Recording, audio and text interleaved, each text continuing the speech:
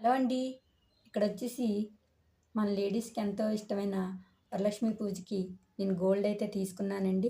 చూసారా? Ear rings అయితే తీసుకున్నాను ఖజానా జ్యువెలర్‌లో. ఈ ఇయర్ రింగ్స్ నేను ఎలా తీసుకున్నాను అనేది వీడియోలో అయితే చెప్పాలనుకుంటున్నానండి. పెద్దగా మనం అమౌంట్ అయితే దాచుకోలేం కదా! మన మధ్య తరగతి వాళ్ళం. కొంచెం చిన్న అమౌంట్‌తో నేను ఎలా తీసుకున్నాను ఈ వీడియోలో అయితే చెప్పాలనుకుంటున్నానండి. అందరికీ యూజ్ అవుతుందని అనుకుంటున్నానండి.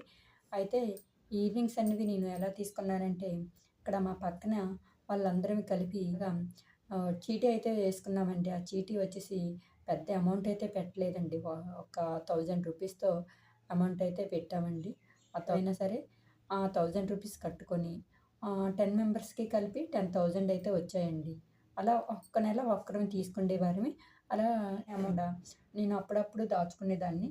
ఈ అమౌంటు దాచుకున్న అమౌంటు 100 ఉంటే 100, 200 ఉంటే 200 అలా దాచుకునేదాన్ని.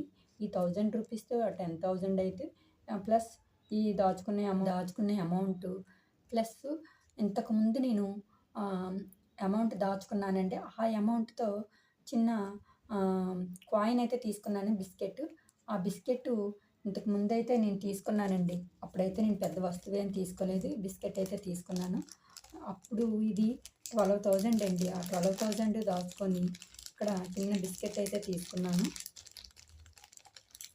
అప్పుడు 12,000 అండి. నెలకి 2 గ్రామ్స్ అండి ఇది. అప్పుడు కూడా ఇలా చీటీ వేసుకొని 2 గ్రామ్స్‌లో తీసుకున్నాను ఈ అమౌంటు. అది చిన్న బిస్కెట్ వినాయకుడి విగ్రహంతో 2 గ్రామ్స్ పెట్టి తీసుకున్నానండి. అప్పుడు 12,000లో తీసుకున్నాను. 2 గ్రామ్స్‌తో ఏమొస్తే పెద్ద వస్తువేమి రాదు కదా! ఈ బిస్కెట్ అయితే ఎప్పుడైనా రేట్ ఒకలాగే ఉంటది కదా! రేట్ అనేది చేంజ్ అవ్వదు కదండీ! రేట్ పెరిగేదే గాని తగ్గదు కదా! తరుగు మజూరు ఉండదు కదండీ! ఇలా బిస్కెట్ రూపంలో తీసుకుంటే మనకు చాలా యూజ్ కూడాను. నేను అప్పుడైతే 2 గ్రామ్స్ తీసుకున్నాను. చూడండి 2 గ్రామ్స్ 12,000 రూపీస్. అప్పుడు తీసుకున్నాను. ఆ 2 గ్రామ్స్ ప్లస్ ఈ అమౌంట్ కలిపి నేను ఇక్కడైతే ఈ ఇయర్ రింగ్స్‌నైతే తీసుకోగలిగానండి.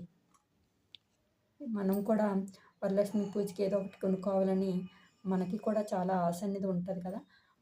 ఇలా ఈజీగా మనమైతే కొనుక్కోవచ్చండి. పెద్ద పెద్ద అమౌంట్ అయితే పెట్టేసి చీటీలవి కట్టుకొని అయితే మనం కొనుక్కోవాలన్నా చాలా కష్టంగా ఉంటుంది కదా! ఇలా ప్లాన్ చేసుకుంటే మనకు కూడా వరలక్ష్మి పూజకి ఏదో ఒక వస్తువు కొనగానే సాటిస్ఫాక్షన్ అయితే ఉంటది కదా! ఇలా ప్లాన్ చేసుకోండి. ఎవరికైనా వీలైతే ట్రై చేయండి కూడాను. అలా తక్కువ అమౌంట్‌తో మనం ఏదో ఒక వస్తువు కొనుక్కోవచ్చని కూడాను. మన దగ్గర ఎంత అమౌంట్ ఉంటే అది దాయడానికి కూడా ట్రై చేయండి.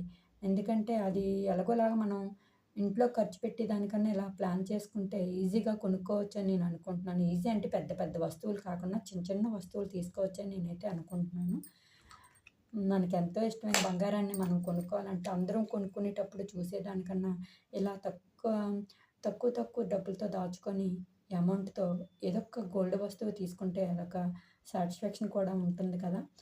ఆ తక్కువ డబ్బులు ఉండేటప్పుడైనా మన దగ్గర ఎంతుంటే అంత ఏదో కాయినో, బిస్కెట్టో ఏదో ఒకటి తీసుకున్నామనుకో, నెక్స్ట్ ఏదో ఒక వరలక్ష్మి పూజ వచ్చేసరికి ఇలా ఏదో ఒక వస్తువు తీసుకోవచ్చని కూడా నేను అనుకుంటున్నానండి. ఎవరికైనా యూజ్ అవుతుందని అనుకుంటున్నాను.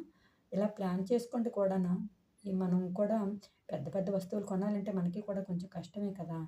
అందుకని ఇలా ప్లాన్ చేసుకున్నారనుకో, మనకు కూడా వరలక్ష్మి పూజ వచ్చేసరికి ఏదో ఒక మన దగ్గర అమౌంట్ అనేది ఉండదు గనక ఇలా ప్లాన్ చేసుకొని కొనుక్కోవడం నాకు చాలా నచ్చింది కూడాను.